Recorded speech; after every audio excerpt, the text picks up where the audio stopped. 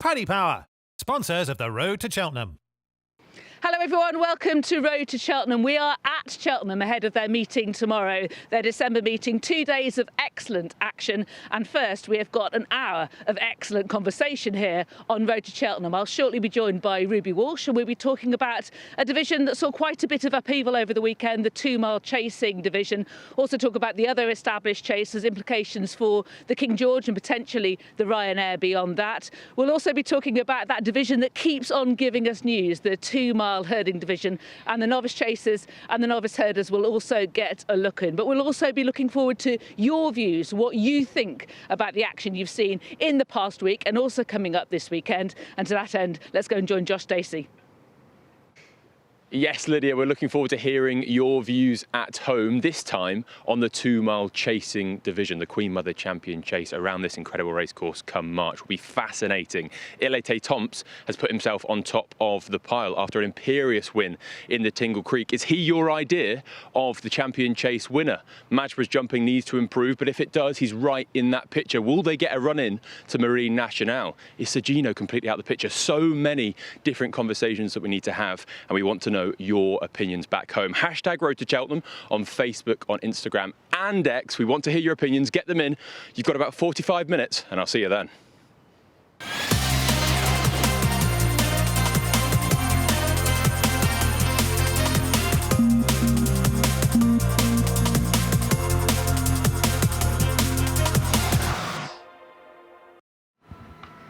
And now we can begin because we have a full complement of Road to Cheltenham presenters with Ruby Walsh joining me. Looking forward to this show. Lot to talk about. Yeah, a lot to talk about, and some of the races were very interesting when you look back over them, Lydia. Maybe things that sharp judges would have seen straight away, but I definitely had to look once or twice to see some of the things I found. Definitely.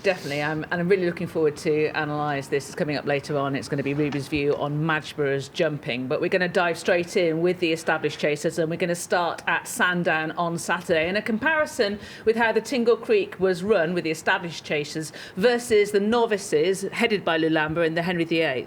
Yeah, and it's quite stark actually, the difference in how both races were run. So Jonbon on your left, Be Aware the grey on your right hand side. That was the start. Second fence, Be Aware is in the air. Jonbon is sauntering up to it to take off just about now with Load of Sud and Il Etait Temps. When I got down the fence past the stands, look where Be Aware is. Jonbon's going to arrive on here almost 7 seconds after Be Aware. They were crawling in the Tingle Creek, or you could say they were going a fraction fast into Henry VIII. But when they got down to the water jump, Be Aware and Lulamba were still a long, long way clear of Jonbon, Il Etait Temps and Load of Sud. Jonbon is eventually going to come to the water jump here now and jump it. Or Be Aware is almost at the first railway fence by the time he does. Pond fence. Now the Tingle Creek horse are starting to catch up. Obviously they're going to start catching up late because of the speed they went early. But it's surprising that they don't get closer than you think. Lulamba now takes over as he jumps the last. Il Etait Temps is taking over, and while Il Etait Temps does get a bit closer to Lulamba, there's still a huge difference. They were two completely different races. One run at a high tempo, one not run at such a high tempo. And I don't know, lady, we can get into Tingle Creek in a minute. There's loads of ways of looking at that, and Henry VIII can often be marginally quicker than Tingle Creeks. But I thought Jonbon didn't rise a gallop here in the Schlur, and I'm not sure he rose a gallop in the Tingle Creek either. I think it was a bit better, but you know, it's. And I watching that don't. Yeah. Okay. More of Jonbon in a moment. Lulamba, really looking forward to talking about him because there's been a setback to Kopek Des Bordes. More of that later on. But a huge performance for Lulamba. Let's concentrate on Il Etait Temps, who at that point jumped to second favourite in the ante-post market for the Queen Mother Champion Chase. Everybody was thinking about Majborough the following day, his stable companion. We'll look at him in a moment. Let's take a close look at the Tingle Creek and focus more particularly on your thoughts and that line into it that you said about Jonbon. Yeah, look, obviously it's steadily run. We've seen that from watching the Henry VIII. Jonbon has a look at the first. Il Etait Temps is brave. But here at the second fence, Il Etait Temps pings it, but Paul was commenting afterwards how quickly he switches off now, whereas he used to be quite keen in the past. So even at this pace, Paul was able to ride Il Etait Temps on the inside of Load of Sud and right behind Majborough, and down the back they're jumping well, but these are championship horses. They're only doing what they're supposed to be doing, especially the speed they're going when you watch what the novices were doing. Railway fences, Il Etait Temps is slightly off it early in the railways. Jonbon shimmies there. Load of Sud was flat as a pancake, I'd say, after leaving whatever chance he had here in the Schlur. People were saying, oh, Nico let Paul down and down his inner. Nico was right in the middle of the track. There was a gap for double-decker bus down his inner going to the second last fence, and Il Etait Temps scoots away. Il Etait Temps could only do what he did, and he's bolted in. But the second and third when you watch them to the novices, ran no race. Okay, so you're saying that in effect, Il Etait Temps didn't really have that much to beat. He's turned up, he's clearly turned up and given a performance. Jumped, he settled, and Paul was delighted with him. But when you look at the speed and they were going, etc., that was no test. And the thing about a steady run race is it can both flatter, but it also disguise top ability as well. It can at times. Maybe a stronger run gallop would suit Il Etait Temps and he'd have won twice as far. You can make that argument. But I tend to look at it as in a slowly run race, the second and third couldn't even keep going.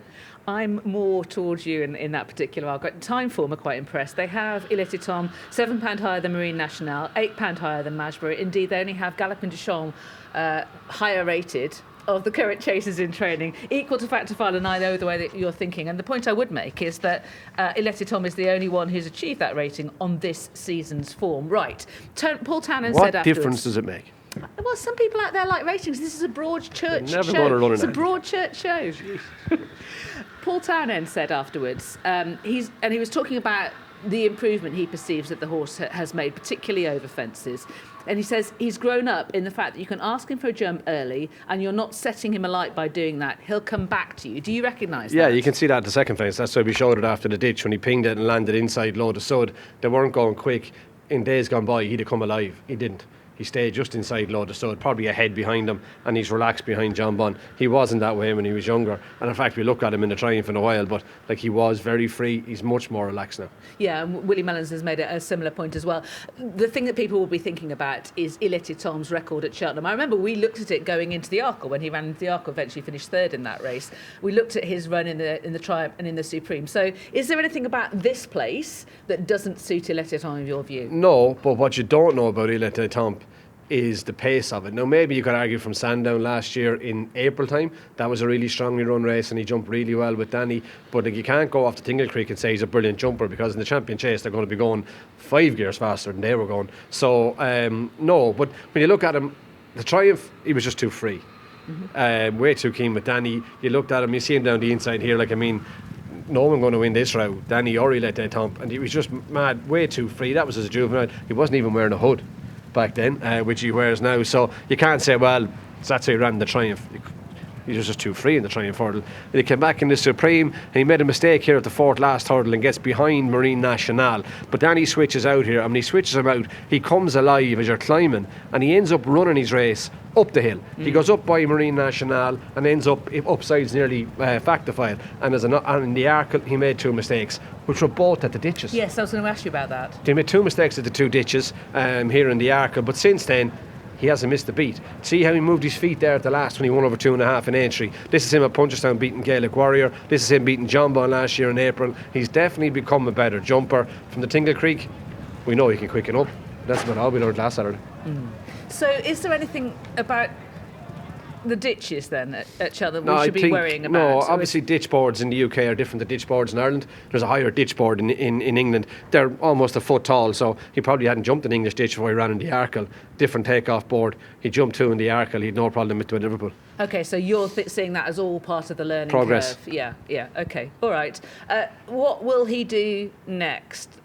Let's have a look at Willie Mullins's past path to the Champion Chase and what he has tended to do. And in the last 4 years, what he has tended to do is to go from the Hilly Way via the Clarence House to the Champion Chase, and that's mainly been through Energumen, but Chacun pour soi also has done something similar. And if we go further back, we can see that Min did something slightly different. He went via the Dublin Chase. He didn't start at the Hilly Way, but both Duvin and Felix Younger did.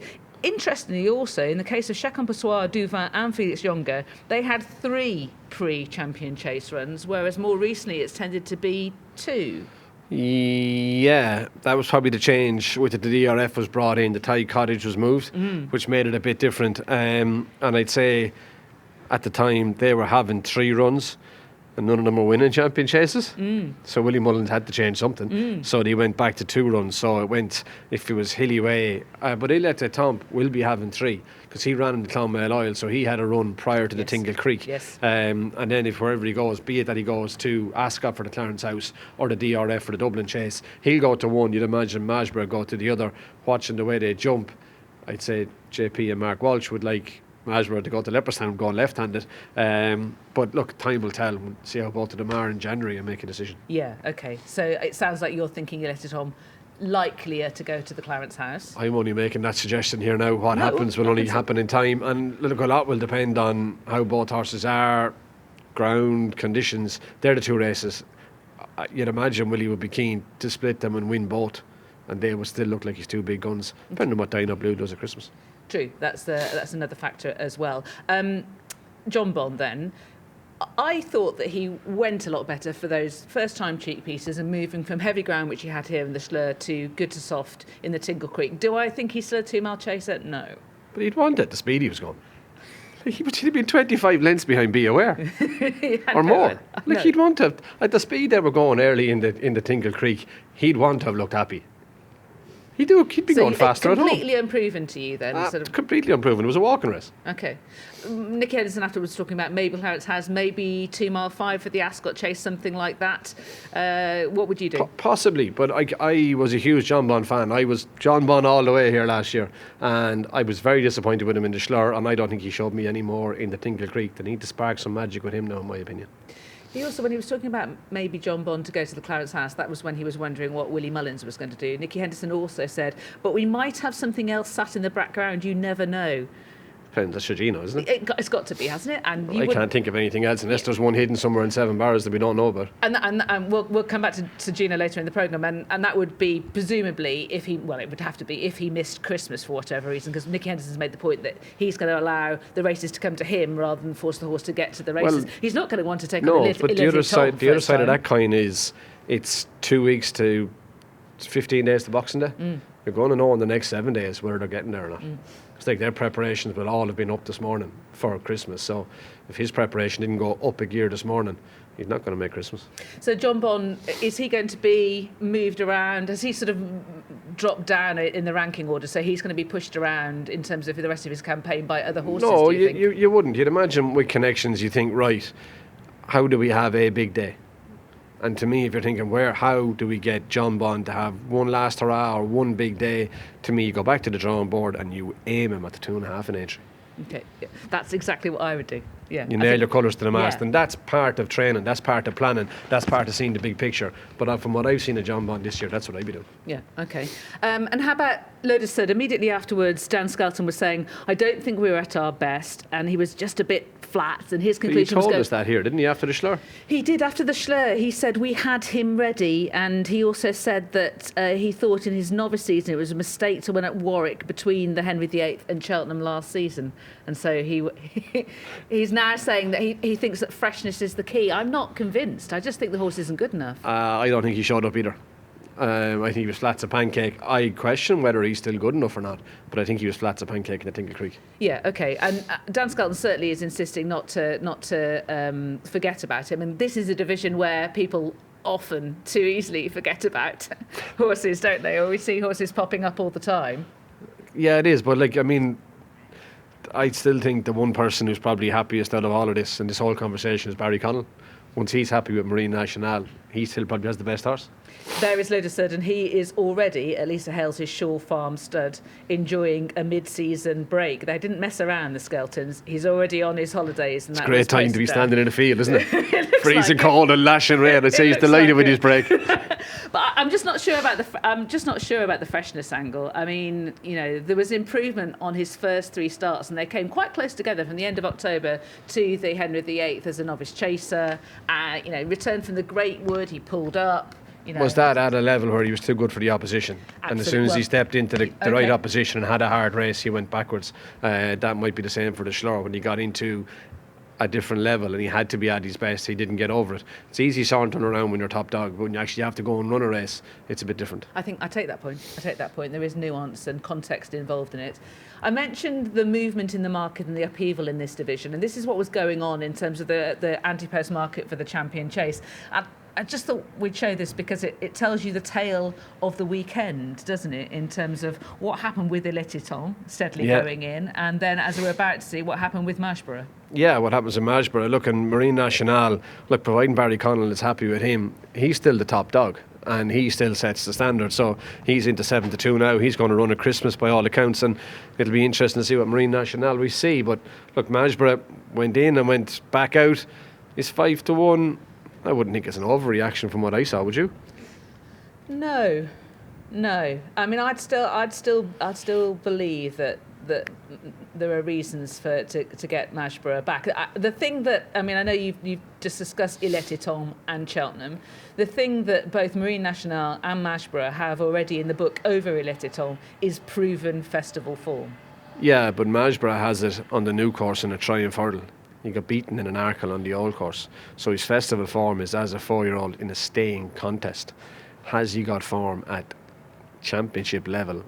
It's all about the jumping, though, isn't it? I mean, he'd have won a minute 2 miles over the new course. When you watch this race versus the Mayor's Chase in Cork, you'd be thinking he should have won a minute. Yeah, okay. Well, again, a bit similar to the Henry VIII and the Tingle Creek. This is the Mayor's Novice versus the Hilly Way. Yeah, starting into the first fence, and the Mares are already in front of the Geldings. Not that far. Last fence, Mares are a bit in front now. The fifth fence was bypassed in Cork. In the Mayor's Chase, Jack Kennedy in front doesn't cut the rail as tight as Mark Walsh does in the Hilly Way. So the Geldings actually saved a good bit of ground on the Mares. That got them in front by the fourth last fence, but they didn't stay in front. And by the time they get to the last, Carla Conti as well in front of Found a 50 and Majborough. Now a lot closer than the Tingle Creek and the Henry VIII were, but the Mayor's Novice Chase was still faster than the Geldings. And you can't say race fitness, because Found a 50 and Carla Conti, Majborough are two horses that have both had runs. And there was that slight change of course that you highlighted. It's minimal. But it would have put that allowed the Geldings to get in front of the Mares. Otherwise, they would have been behind them every step of the way. And it also, as we'll talk about later, had an impact on how the Mares' Chase was run. But we're focusing first on the Hilly Way. And we were talking last week about Founder 50 using fitness as a weapon. He did do that, but also Majborough forgot how to jump. He did eventually forget how to jump. Bounced out to go forward, Majborough. And look, he was good at the first fence. It was actually early in the race. It was Energamine who wasn't jumping. I didn't like that at the start with Majborough. Why go left and right? He's loads of runs over fences. I didn't like he was running around, ears pricked, out to his left at the second fence. And again here, gets very high at the third. Energamine makes another mistake. And down the back here, as he cuts the corner, let's Mark down there. He should have come, and he's going left. Bit better there. But actually, when he gets on his own and gets behind the bridle and you really ask him, he lets you down. Now watch this, the fourth last fence. To me, he puts his hind legs onto the apron and kicks all the spruce out of it. That's definitely not the best way to jump a fence. And then, alright, the third last and kicks the second last out of the ground when he runs into it. Gives the initiative to Found a 50. Energamine is plugging away. Bambridge has probably run a bit worse than he did last year, but it was his first start this year compared to his second start last year. And Found a 50, fit as the hand of God, has outbattled Majborough and won the race. But as a whole, from the word go, Majborough disappointed me. When he went to the first fence and shimmied left and right, when he didn't go to the first, like his tail was on fire and he was mad enthusiastic, I was thinking, why? Yeah, I'm going to do the right thing. I'm going to talk about Founder 50 first, and then we'll move on to Majborough. So, Founder 50. Gordon Elliott was talking afterwards that's his King George, that and basically he might even miss Christmas, and he's got his eye on some grade 2s and grade 3s beyond Christmas that this horse might be able to pick up. Is everybody underestimating the horse? No, I'd say Gordon has him nailed on. He won the 4-3, he's won the Hilly Way. You'd imagine he'll go to Naas for the Newlands, maybe to Gorn for the Red Mills. There's the Webster Cup as well. There is a programme in Ireland for horses that are below grade 1 level, and Gordon Found a 50 fits into it. St. Sam came here to run in Huntingdon last week. He was in those races last year. They are catered for in Ireland, and it's great to have races for them, but that is Found a 50's level. And that's going to be an Ergamin's level as well, isn't it? It looks like that, but up and triple suit him. So the Webster Cup could be 2.5. I think the Red Mills is 2.5 as well. The Newlands Chase is 2 miles. Okay. So coming back to Majborough, I mean, he's always had that adjusting left thing, but it seems to have got that little bit worse. Left, you can just go left-handed to counteract it. It's the letting you down part of it that needs to be sorted out. It's like when Mark asks him to jump and he doesn't come, you can be sure Mark is not asking him to do something he can't do. You be damn sure that stride is there, and then Majborough is changing his mind. Why is he changing his mind? That's what needs to be ironed out. It does. So Willie Mullins has said there's definitely question marks over his jumping. He said he seems to have lost his confidence. Would it be more schooling? Would it be going out and trip? I know the person who can analyse this. He's standing next to me.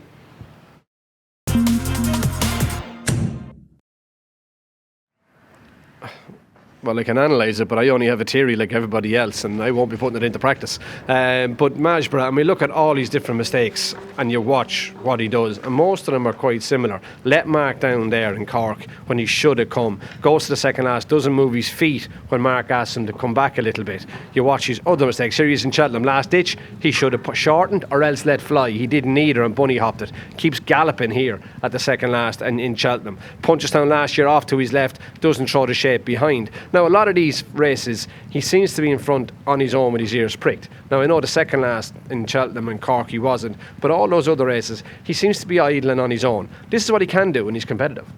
Came out of Mark's hands there when he's on the bridle and competitive, and that's the third last in Leopardstown. So you actually know the jump is there. First fence in Cheltenham when he's competitive, horses either side of him, in short to the second. He's well able to do it. So to me, looking at him, does Majborough need to be competitive?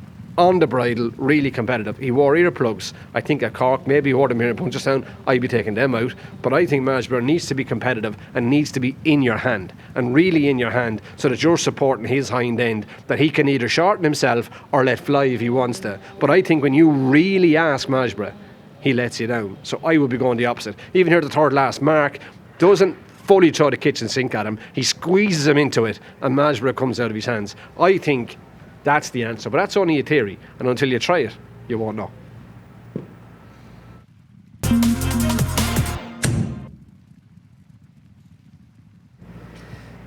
So earplugs out and get him in and around horses. And get him really into your hand. If you know, it sounds ridiculous that people don't want horses running free, but the way he jumps, to me, he looks like he needs to be in your hand, so that you're supporting him the whole time, that you're supporting his hind end, that you always have him. You don't need to be pulling him back, but you most certainly don't want to be firing him forward, because when you fire him forward, he lets you down. He gets on his forehead, and he doesn't have the power behind to get off the ground then. I read some people saying he wants to be fired at every fence.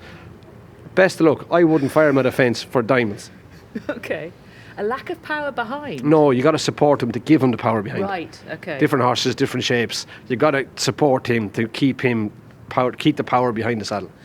You were saying last week, you were arguing about the New Lion, that for a top class horse, if people know that you have a weakness, they could always try and exploit that weakness. Is that a problem for Majborough and Mark Walsh? Might be if you're going 3 miles, as in people were trying to leave you alone, but if he was going 3, he'd be going much slower anyway. But I think at 2 mile races, no. And I guess to jump and exploit your weakness, who wants to be behind you? No one really wants to be behind Majborough either. You know he's going to go a bit left, and there's a chance someday he's going to topple over, so you don't want to be right behind him either. Get beside him, I think might help him. Leave him alone his own in front. I think Mark will keep taking back to wait for you. But that's what I do. I would take back and wait. And the earplugs out? Yeah. Out in trip, Willie Mullins saying? Could be. He's a triumph winner. Yeah, you touched on that right at the very start, didn't you? Right, let's have a look at the betting for the Group 1 at Leopardstown over Christmas, the Paddy's Rewards Club Chase over 2 mile 1. And imagine the kind of horses that we might be seeing there. Ruby's arguing that he thinks that Il Etait Temps is more likely to go to the Clarence House. Majborough to go left-handed. I would fall out of my shoes if Willie runs Il Etait Temps in that. Yeah. At Christmas time after being in Sandown last week, that'd be so un-Willie Mullins. And yet he'll run Majborough. Might. Again, to see how he is, but he only ran 4 days ago. Like, he won't have done a whole pile in the last 4 days. It'd be the middle of next week before he'd even contemplate it. But that's still not 3 weeks. It's 20 days from one race to the next, and Willie doesn't like to go back inside 27 or 8 after the first run. Okay, so it might just be Dino Blue up against Marine Nationale, who is potentially in pole position, and also Only by Night maybe and she was good in Nace when she beat Champ Kiley.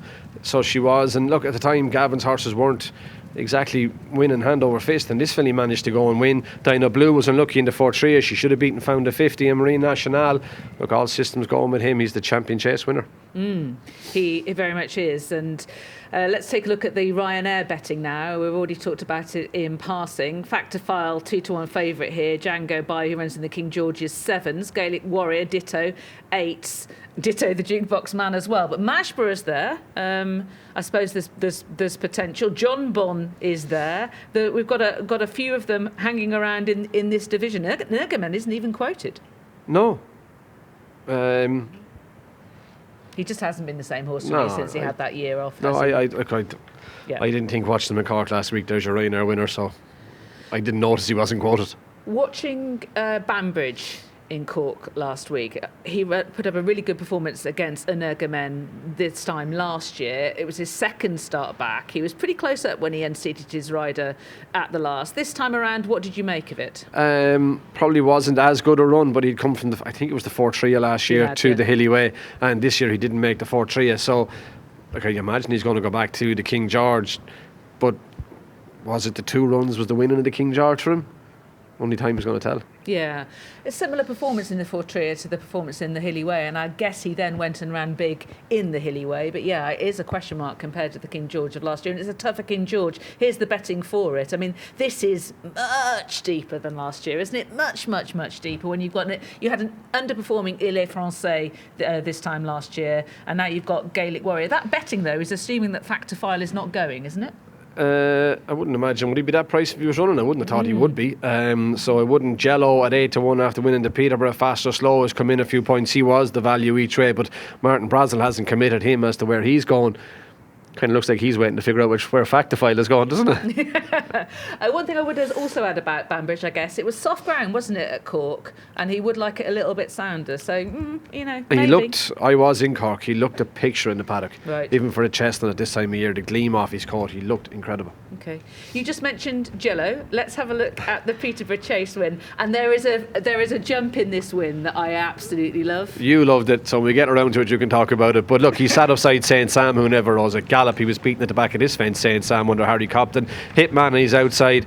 Edward Stone down the inside behind him. But Jello just loved it. And away he went, and we're coming to the jump you love, Lydia. Oh, yeah. A 3 out. It's just amazing, isn't it?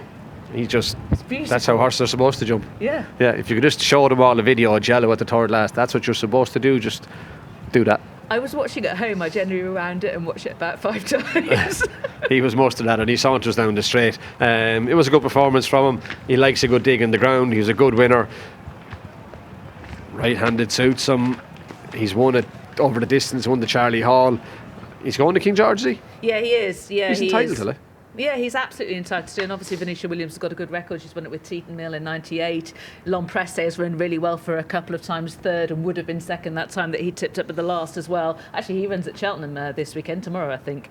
I suppose a fast run, top class, grade 1 at Kempton, there would still be a question mark about Jello for me in those circumstances. Possibly, but even if they go hard, like Charlie was upside St. Sam in the Peterborough, but he won't put him on his head. Mm-hmm. He's the kind of horse who will let find his feet, and wherever that is, he'll be the one coming home. I could see him running in the money big time. Talking of Charlie Deutsch, he just had a lovely tribute to Jello afterwards. This is what he had to say. He is just a professional. He's forward, he's genuine, tries, he's got ability, he's got speed, he's got stamina, he jumps, he's got a brain, he's not stupid. There's not much to not like. Yeah. I mean, 3 out made me smile, and that made me smile as well. It's just appealing to the ability of Jello. It was absolutely lovely. So that horse, right up with his best performances, those back-to-back Huntington wins, I think. I'd say they were, yeah. And they're entitled to go to what should be, or hopefully will be, a cracking King George. And just to wrap up this section about the established chasers, there was news on Nick Luck Daily, the podcast on Monday from Gordon Elliott, and that involved Gerri Colombe, and he is back and he has been working. Jack Kennedy was on board and he was delighted with him apparently. He worked the other day in Naas. Gordon is warning that when we do see Gerri Colombe, which would either be in the Savills Chase or the New Year's Day Savills Chase, so either Leopardstown or Tramore, expect him to be rusty. I think that's understandable. Of course it is. There's no doubt about that. And look, it's great to have him back. And I'd say, depending on the ground, how kind of a fortnight we have heading to Leopardstown and what the ground is like. If it was on the drier side, I'd imagine he'll go to Tramore, but if it was plenty testing, he'd probably go to Leopardstown. It'd be great to see. Gordon Elliott was very interesting in that episode. It's worth going and having a listen to that podcast if you hadn't. He was talking about having a lot more young horses, rebuilding, a better spread of horses, and maybe started a little bit slower this season. I was there before Down Royal, and he was saying he had to redo his gallops, and it took him a good bit longer than he was expecting with drainage, etc., and he felt he was behind. But I'd say it's fairly working for him. Yeah, it really does seem to be working for him. It's as Nick said, it's very much not a phony autumn war. It's a proper fight back. So that's the end of the established chases. We'll be moving on to the next section in a few moments' time.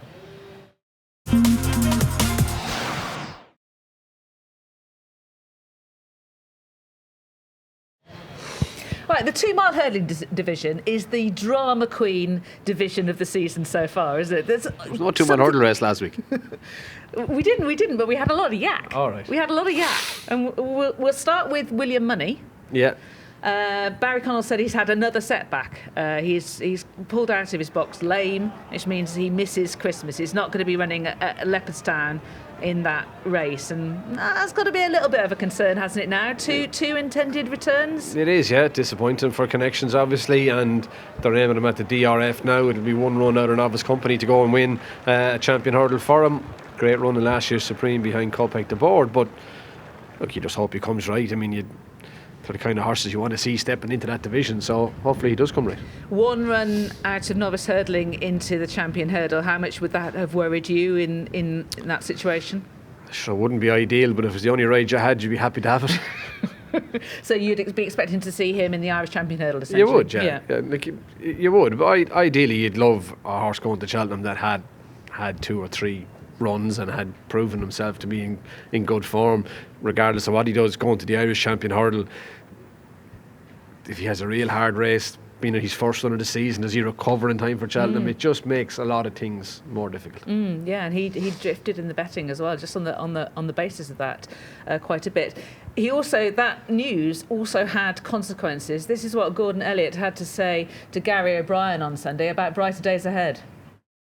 Obviously, it's not ideal to go and jump fences at Christmas. Half the season is gone, but she's in good form at home. She's going to work this week. Shane McCann rides her every day. He's happy with her. But it's not impossible that she could be supplemented for the 2 mile race in she won last year in Leopardstown. Yeah, in Leopardstown. Yeah, I mean, when you see William Money coming out with yesterday, and it's definitely cutting up. So to say you should never be afraid of one horse. So, but I didn't enter her in the race because I thought at the time we were going chasing. But listen, I'll have a chat with Michael and Eddie and see what they think. But it wouldn't be a shock if she was supplemented. I have her in good form. She's going to work this week, and we'll have a better idea than where we are. But whether we go chasing or stay over hurdles, I'm not sure. If you asked me 2 or 3 weeks ago, I'd say definitely chasing. But just the way the race is cutting up, you never know. Now, we flew this kite last week, didn't we? You did. Yeah, if there's things keep happening, you have to change, and that's what Gordon's obviously thinking now. Yeah, but it is. That's the nature of the game. It's an ever changing landscape. It probably annoys ante-post punters, but you have to adapt to the picture and put the horse in what you think is the right race for it. I'd say the one who's really disappointed about that is probably King of Kingsfield. If he's going to have to go back and be pacemaker again. Well, I mean, I don't know. I was thinking about that. Huge performance, massive performance, possibly even in terms of being able to reproduce it as a kind of a season-ending perforence. Yeah, it was. Yeah, in hindsight, when you look back at it, yeah. And this first run back is going to be something completely. One is the first run back, and previously last year they ran in the Morgiana going to it, and 2, did they want to leave their season run at Christmas? It's going to be different, isn't it? She'd run it down Royal before Morgiana, hadn't she? Yeah, that's right. She had. So look, no, you'd imagine not, but it depends on what you're hoping for on your first day. What's your expectation? If you're happy to go and improve, fine. But if you're the kind of person that wants to go and win and can't deal with the disappointment, you can't leave it behind you. What are you hinting at? What are you expecting? I'd say she'll improve at Christmas. Yeah, that's how I see it as well. I see it as well. And I was just thinking, actually, one of the years with Hurricane Fly, he had his first run in the Irish Champion Hurdle, and he completely backfired here in the Champion Hurdle. Right, okay. So that's the December hurdle at Leopardstown. How about the Christmas hurdle here at Kempton? Nicky Henderson had something to say about Sir Gino when speaking to Nick Luck at Sandown on Saturday. He did school this week and we did jump hurdles. It was just somewhere to start. It's the first obstacle he jumped since that chase at Kempton on the day after Boxing Day. He hasn't jumped an obstacle since, but he probably did schooling when he went wrong, had his issue before the game spirit. So he hasn't jumped anything since then.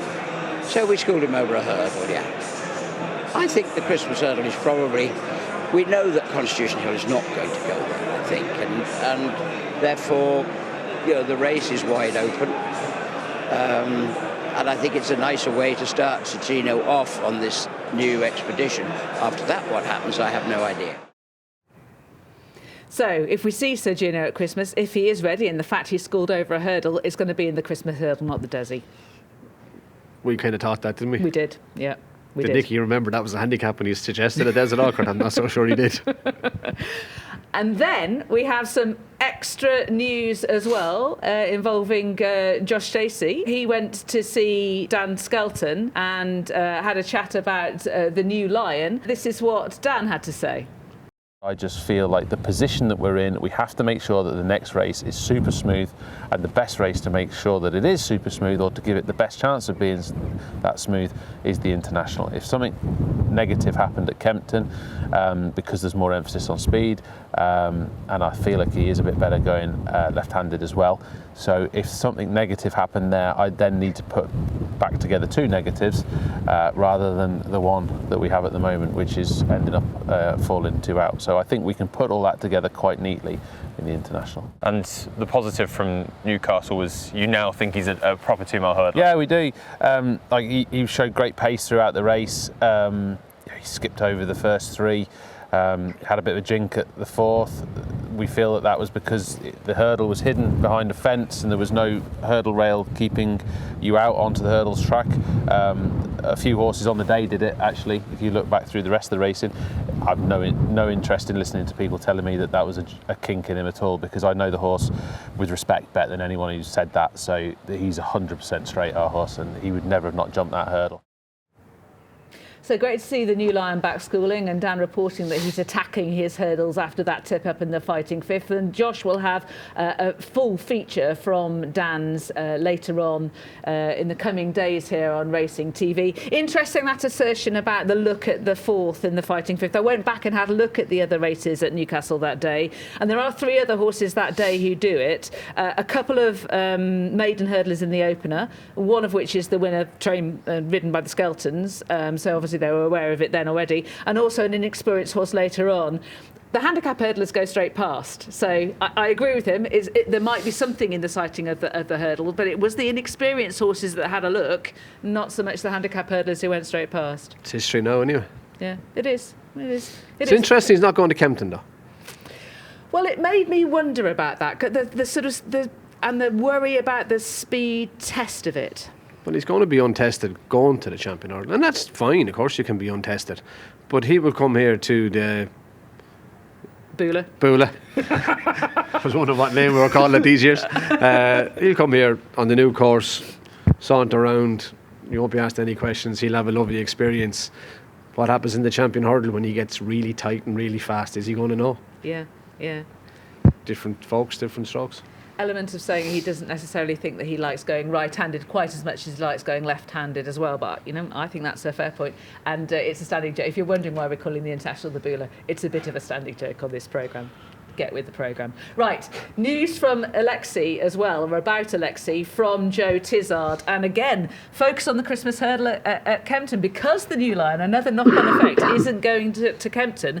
They're tempted to go there rather than Ascot. The amount has been put up for winning the Greatwood. Joe Dysart is thinking, well, why don't I have a crack again? We flagged this early. And he's won 2 really good handicaps, so the entry fee is not really a problem for Alexei, is it? Yeah. Stick him in both and see what happens. Would you do it? Absolutely. Well, go big? Right, okay. I'd make the entry. Yeah. If you're not in, you can't win. Yeah. Entries on the same day as for Ascot, and then I suppose they can then have a look. Right, this is the before and after, given all of those shenanigans that were going on. So last Friday compared to now, and this is everything that's been happening. Lossiemouth and Sir Gino have stayed there. It's been pretty unchanged at the top. As I mentioned, William Mully was pushed out, and Brighter Days Ahead, obviously the one that has moved in anticipation that if she runs over hurdles over Christmas, that she might actually be turning up at the Champion Hurdle in March. Yeah, and no real. I suppose the only real mover is William Mully. Brighter Days Ahead. I guess when you see the entries for Leopardstown, there might be another contraction in that market. Might well be. Right, let's move on to novice chasers, shall we? I'm going to start with a bit of a blip to another horse as well, and this is Kopek Des Bordes. It was a story that was broken by Adam Morgan. Charlie McCarthy, his owner, told Adam Morgan from PA that this horse is going to be missing Christmas. He's had surgery to move a floating chip, a bone fragment in a knee. It was hoped that he might be ready to be back for Christmas at Cheltenham, but Willie Mullins of the view that he won't have the full preparation that he would really need for that kind of contest.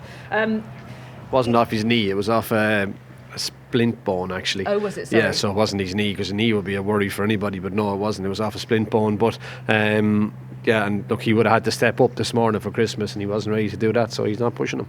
And it's, from your perspective, you'd have seen this many times before, often seen thing, straightforward. Yeah, and it's do you, don't you, will I, won't I, and they did take it out, and look, you never know whether it's right or wrong, but they took it out anyway, and he won't make Christmas, but he'll, I'd imagine, head for the DRF. Okay. Right, let's go back to Sandown on Saturday and really enjoy Lulamba, because it was a huge performance in the Henry VIII. It was a huge performance, and they rattled up over the first couple, as we saw with the split screen. Be Aware on the right has shot Alan Lulamba down the inside, trying to make it competitive, and obviously lump sum in behind them. Lulamba overjumped the second, or the first little bit, and pecked, but I love how he warmed up Lulamba. They were going hard, but here at the middle of the first tree down the back, pings that fence, get competitive. Third of those first row of three, then he's right beside him. Railways, I thought he was good all the way through. Be Aware's a very good jumper, and Harry was trying to stretch Nico as best he could, but all he did was set it up for him. Lulamba pinged the pond fence. Now you could argue he gets a bit high here at the last, and comes but doesn't really come. Nico spots one and asks him, goes to it's a will I, won't I effort. But to be fair to Lulamba, with the amount of runs Lulamba has, actual racecourse experience, I wouldn't mind it. I think he'll improve for that run, and he looked a very, very good racer. Yeah, and Nicky Henderson said afterwards, if you bear in mind how little racing he's had, 3 runs as a juvenile hurdler, that 1 run at Exeter. When he hit the front, though, he was again a little bit sort of back-offy, wasn't he? He was, but that's only a matter of, and they probably don't school him at home in front. That's only a matter of sending him down the strip once in front. It becomes commonplace for them. And look, it wasn't something that concerned me. Oh no, I didn't fancy him in the Henry VIII. I thought he would be too slow. I was completely wrong, and he looked an airplane. Well, Nico de Boinville immediately after Exeter did have those doubts about whether 2 miles was the trip or not. And of course, the other thing about Exeter was that because of the low sun, a few fences were omitted. So therefore, he had to learn on the job. This is what he had to say to Nick Luck at Sandown on Saturday. We've had to learn on the job, as it were. They've gone a really good, solid, even gallop in that ground, and I thought he's really come alive with me down the back there. He's really taken to it and started really winging them and taking me there, before I really wanted to get going. But I've gone from being pushed around by other horses and to them being able to push them around, if you know what I mean. And that just shows how much he's got under the bonnet. I mean, he's won a Grade 1 over 2 miles, so the path is written for him. Are you happy with him, or happier with him now as an Arkle horse? Yeah, I mean, I'm not going to say yes or no. I think we'll just concentrate on the next one, and the man to speak to is over there. He didn't equivocate after Exeter, did he? You and I talked about the trip and whether he might be better of a herder. That guy there, he was never in any. No, he's certain, so we'll keep down this route. Yeah, Nicky Henderson was absolutely positive that 2 miles was the trip for Lulamba, and very much it does show too. He also talked about how Lulamba is in terms of his exuberance and how happy he is to be a racehorse, and we saw this prior to Exeter, we saw it at Sandown as well. This is just his character. It wouldn't bother me at all. No, me neither. I'd actually would hate to turn up at the races someday and this fella walk around the paddock with his head between his legs. That would be a concern for me. He was keenish going to post, but nothing out of the ordinary. You never thought he was going to run away with Nick or anything, but that's his character. He's bouncy, he's forward going. I'd have no issues with him at all. Yeah, it's not like kind of... No, not sweating or panicking. Jonbon, weren't they? No, and Jonbon was the same. And look, that's just their character. He's a little on edge, but that's him. Be Aware, on the other hand, we only saw very briefly in the paddock. This is all he did. And the stewards took a very dim view of this, the BHA. They gave Dan Skelton a £1,000 fine for being late in the paddock. Dan was quite annoyed afterwards because he got permission to saddle in the racecourse stables and they hadn't really realised the time. He said there was a miscommunication between the paddock and the racecourse stables and hence they were late in the paddock. But, it isn't good enough for the paying public. It just isn't. We should be there was enough of lads standing in green coral coast there. Maybe one of them should have gone down to the stable yard to make sure he was on time. Well, exactly. And, they're his staff. There's a paying public. We should be able to get horses in race card order. We should be able to see what number the horses are. They do it on the flat all the time, and it drives me insane. It's the same over jumps. Bring him in the saddling box. Bring him in the paddock. Be aware though now, are you going to go, would you go down a handicap route? You found out you had a 1 plan, you took it to Lulamba and you found out you weren't good enough. Do you back off this Grade 1 route?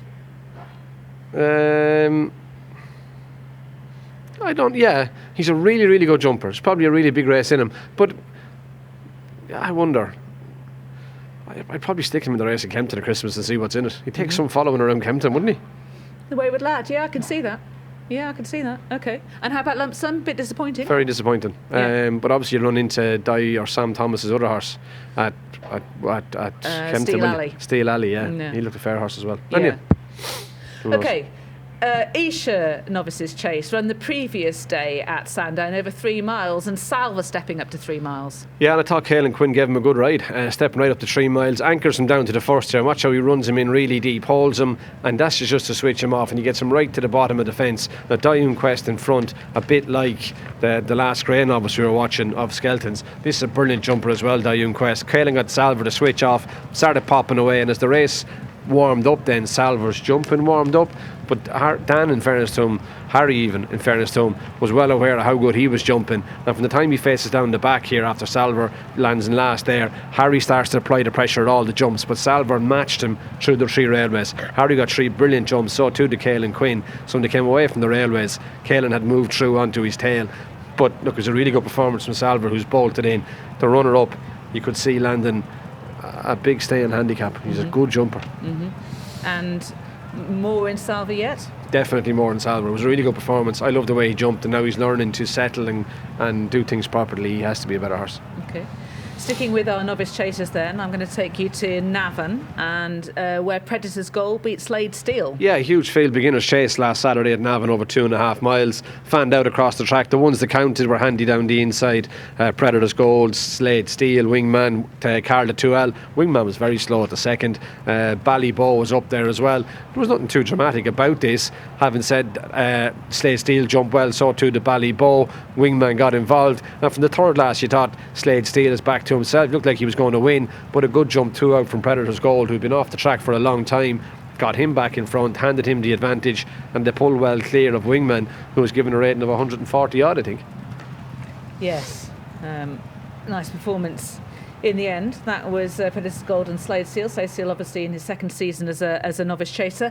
Let's revisit a race that we looked at earlier, which was the Mares Novice Chase, running over the same course and distance on the same day as the Hilly Way. You've made the point about the slight difference in route that they took. It had quite a pivotal effect on the race. It did, and Carla Conti was very good, but I enjoyed the battle here between Paul and Jack. They booked out, the two of them sat just behind Kilbarry's Saint. Carla Conti jumped the first better than Cargeese, who slowed down a little bit. But now, to fair to her, she was nice and settled. When they went away from the stands with the bypass fence, Jack didn't quite cop it. Paul switched inside and ended up passing Jack, heading to the first fence down the back. But Jack, quick as a flash after making a mistake, switches back inside Paul and goes back on Paul's inside. Now the whole way down here, Paul is thinking either go by me or go back, so he's keeping Jack really tight. Jack is trying to force Paul. Eventually Jack gets him tight enough or Paul gets Jack tight enough that he has to go back and come around, but as soon as he comes around, he's back onto Paul's boot, and he just pushed Cargeese all the way down the back and made fitness really tell then down the home straight. I love that kind of race riding. There was 2 lads at the top of their game. Paul wasn't letting Jack down there, and Jack wasn't backing out, and Carla Conti went away to beat Cargeese really well in the end. Good performance from her. She improved a good bit from her first start, over 2.5, but Cargeese just wasn't fit enough for the way the race was run. Lovely bit of mind games between them, as you said. Now, is Carla Conti a leading contender for the Mares Chase? Now, she left her form behind in the second half of the season last season. She was a bit better in her one run in the second half of the season as a juvenile hurdler. Yeah, but it does too depend on what Connections decide to do. That is an open chase. If they decide to stick with her in novice company, does she miss here, go to Aintree, go to Fairyhouse for the 2.5, and of course you have Punchestown as well. She could be, but being a novice, she could stick down the novice route. Yeah, she could do, and Robco, her owners obviously also have only by night, so that's also a complicated factor to move those two around. There's a good Mares Chase today at Warwick, and it involves Diva Luna, who made an excellent start to her chasing career. She will be facing 3 rivals at Warwick today in the Lady Godiva, and we will be talking about what she does in that race this time next week. But we need now to move on to our social section, because shortly Josh Stacey will be joining us for that.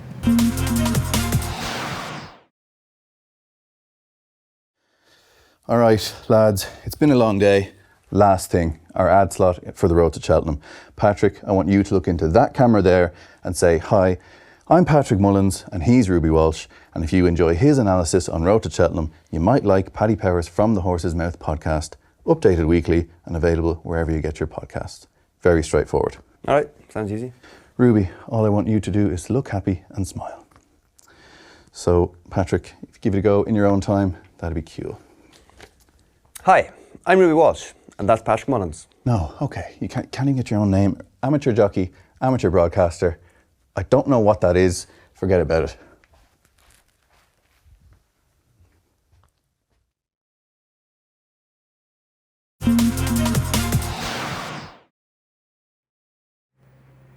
Josh Stacey joins us as advertised, and you've been out and about, you've been down to the Skelton's yard. Is there anything else that you've learned that you need to tell our viewers? It was a really interesting morning. Dan is obviously always brilliant, and he was very open. And what I found most interesting, not in the conversation that you've seen already, is when we spoke about the new Lion, he said he's been to race courses before and his horses have fallen and he's been really down in the dumps about it. But he came away from Newcastle that day going, have I just won the champion hurdle by him learning? Because it happened at that stage of the season. Will that make him respect his hurdles a bit more? He was brave, especially at the second last, he said here. He said lots of people are looking at what he did at the last, but it wasn't that hurdle that was the one he was worried about. It was the second last. Got really low and very bold. So he was interested with the new Lion, thought that might be the making of him rather than a negative. Every now and again, with work and stuff, we get to go to the yards and you get a feeling that there's something special there. I think My Daddy Paddy, I know he's favourite for the Supreme, but they're talking about him in the same vein as they did with the new Lion last year. They absolutely love him. And then also there's an unraced juvenile. I think they got him from France. I think he ran over there once. Maestro Conti, running at Kempton on the 27th. I get the impression he's a Triumph horse. Okay, useful stuff from Josh. Right, what are the roadies saying? The roadies have been sending plenty in during the show. Scotty Rudd says he likes Only by Night. We spoke about the Rob Corr horses. He thinks that she will love the 2 miles round here rather than the 2.5, the Mare's Chase, and she thinks he thinks that at 33 to 1 she's a big price. Obviously, with Carla Conti in the picture, Gordon Elliott said in the week that Novices have got a good record in the Mare's Chase. Could she go there? Only by Night goes to the... It's hard to know, and they're trained by different trainers as well. Gavin obviously has Only by Night, so I don't really know. Only time will tell, but I would think Only by Night has to put in a big performance somewhere between now and then. Road to Cheltenham wouldn't be Road to Cheltenham without the bad boy of bowls either. Is it Cran Green or is it 10 pin? Scotty, we need to know. Anyway, go on. Well, she's likely to run at Christmas. Do you think she could go close in a race like that? She has a chance, yeah. Definitely has a chance. Cheltenham, back, the great race course, has asked a question. If Sir Gino isn't ready for Christmas, he could surely run at the Clarence House Chase with no Jonbon. He's still my choice for the Champion Chase if he goes. I suppose... the Christmas Hurdle looks like a slightly easier task than if they all lined up there. But the Clarence House Chase, are we likely to see one of Willie's there? I'd thought so. Who are we likely to see? Don't know. We had that discussion on the show already. Where were you? I was in the digital booth trying to find all these questions. Yeah. Across the card racing says Majborough's never finished outside the top 3. If they can just eke out a tiny bit of improvement in his jumping, he's still there. How do you go about eking that improvement? Sure, look, it's loads of different theories, but Mark will be on his back and he'll try something new. But look, I personally would boot him into the bridle and hope that works. You have to try something. Mm-hmm. Do you like Majborough still for the Champion Chase? Yeah, I do. I still think he's got every chance, and Ruby's explained how he thinks that he can get his jumping back. Go on, what else have we got left? Liam D79 is baffled by the disrespect shown towards Marine Nationale. What disrespect? I know. He says he's 2 out of 2 at the festival, current champion, and how anyone can back Sir Gino at a shorter price is baffling. I don't look, gambling or not gambling, but pricing is definitely not my forte, but I'd imagine he's the right price for a horse to get here, is he? Mm-hmm. Marine Nationale, in or around? So I don't think there's any disrespect to Marine Nationale. There's no disrespect to Marine Nationale here, none whatsoever. Josh, thank you very much for all of those social contributions. Our last section of the programme will be about the novice hurdlers.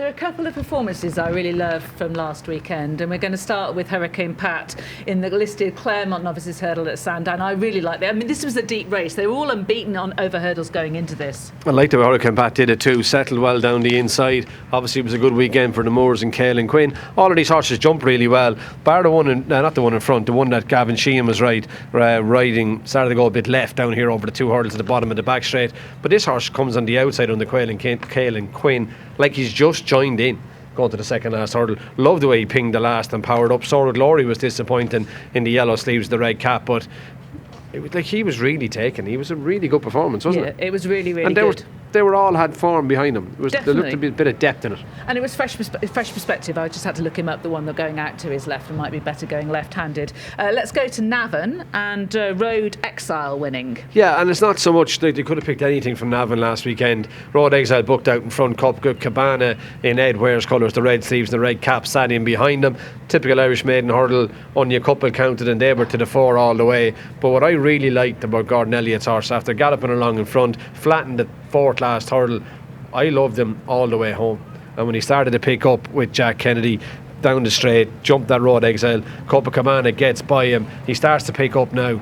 But Lydia, on real soft ground, when they go at it as far down the straight in Navan as these two did, they tend to go by the line and pull up. This fella goes up by the line, around the corner, and goes to the hurdle past the stands. I only rode a couple of horses ever that did that, and they were real race horses. I love the way this fella finishes, and even though it doesn't look like it's really they're sprinting or it's fast, but that's heavy ground in Navan. He should stop there, and he doesn't. I'm not saddling them with the Ballyburn Slade Steel comparison, but when you see two horses doing something like that at this stage in their novice hurdling career, you think, okay, they're both serious horses, and the fact that one's won and one's finished second, doesn't really bother me. They're obviously going to step on and do stuff. I thought the same. I thought they were two very good horses. They just got unlucky to run into each other the first time. Yeah, absolutely. I'm not doing the Denman thing of saddling them with those two Cheltenham Festival winners. Talking of the Denman thing, here's the Winter Novices Hurdle won by No Drama at this end. Look, and we loved him here, Lydia. At November time, he settled really well. His jumping was really impressive. Sam Twiston went a nice gallop in front and made sure this wasn't a saunter around. But look, Harry Cobden never had any issues. Flicked through the top of that hurdle. He jumps like a hurdler more so than one that's going to go chasing. Bit tight down the inside here, but a good jump through on Sam Twiston Davis's inside. There's a novice not having a look at the wing. Jumps the last well and wins really impressively.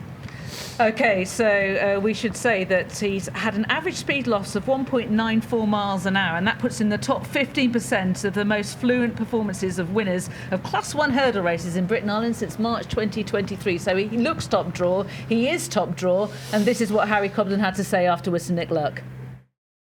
I was sort of following Sam into the straight, Honeyball's horses on my outside, and I didn't really have anywhere to go, and I wasn't sure how well I was going, and I just sort of leant into him a bit, and he went into a gap that I didn't really want to go, and winged the second last and got there too soon, in my opinion. In the past, the ones I've ridden for Paul, I've probably given them a bit too much light and haven't got them in any position where, they're in any danger. We go three wide and keep it simple. Whereas today, I thought I'll get him in behind the Twiston Davis horse, get him, nose to tail and teach him to jump under a bit of pressure and get him into the bottom of the odd one. And sometimes I feel like I protect them too much as a rider, so it's nice to just get him in amongst it a little bit, because Cheltenham, you're not going to have it easy, and you can't go for like three wide round there, and you have to make a man of these horses before they actually go to a big meeting. I thought that was really interesting, because one of the issues, I think, from the comparative strength and depth of Britain versus Ireland is that quite often British horses can have a doddle around. In fact, we talked about this, didn't we, at November, and actually being in deeper en route to the big targets is important. Yeah, I don't know, did he even mean deeper though, Lydia? I thought the way he went, the way he rode him in the race. Yeah. Even no matter if you're the best horse, I would be for easier race, but still make them competitive. Put them in pockets. They drive punters absolutely nuts. What's he doing stuck behind that one? But you are trying to teach them something. So you're putting them in a pocket that they can jump without seeing a hurdle, that they know what a hurdle flaps in front of them, what they're supposed to do. There's no point in finding out in the Ballymore or the Turners. You might as well learn in Sandown or wherever else he goes now. So, but that's what those races are supposed to be. They're supposed to be educations. So you're endorsing I those? fully agree with him. Yeah, okay. Right. Interesting stuff. Thank you, as ever, for your thoughts. Thank you for this dash through what we've had in the last 7 days. If you need to see more, go to the website. That's racingtv.com/Road to Cheltenham. And make sure you join us at 9 o'clock next week for our Christmas show. It'll be a great one. Enjoy the week.